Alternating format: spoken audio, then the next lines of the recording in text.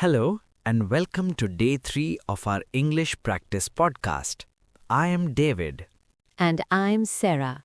Today we will practice a very important skill: how to ask for help and what to say when you do not understand. This is the most useful lesson for beginners because when you are learning English, you will not understand everything, and that is completely normal. Exactly. You should never feel shy to say, I don't understand.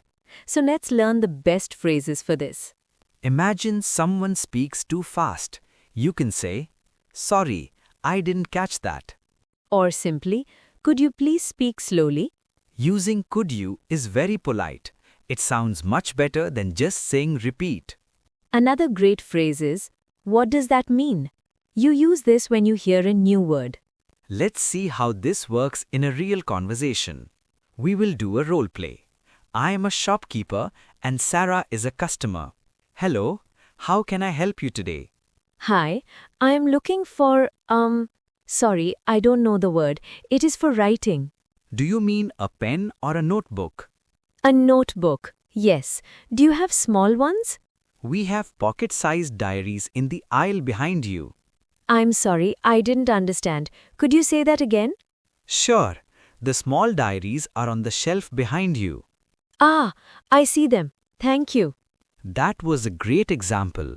Sarah did not panic when she didn't know the word. She just explained it. And when she didn't understand me, she asked me to repeat. Yes, and notice David said, do you mean? This is a good phrase to check if you understood correctly. Let's practice that phrase, do you mean? For example, do you mean today or tomorrow? Or do you mean the red one or the blue one? It helps you avoid mistakes.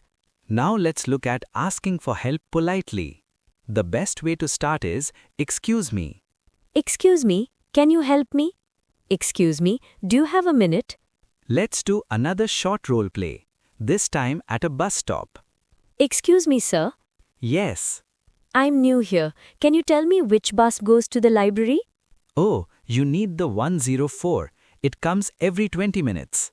Sorry, did you say 104 or 105? 104. 104. Thank you very much. In this conversation, Sarah used a very smart trick. She checked the number. Did you say 104 or 105?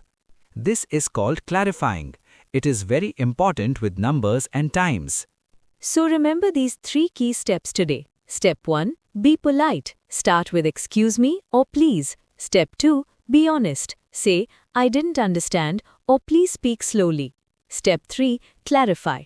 Ask, do you mean or did you say? If you use these 3 steps, people will always be happy to help you. Your challenge for today is simple. Next time you don't hear someone clearly, do not just smile and nod. Ask them politely, sorry, could you say that again? That is the best way to learn faster. Thank you for joining us for day 3. Keep practicing. See you in the next episode. Bye.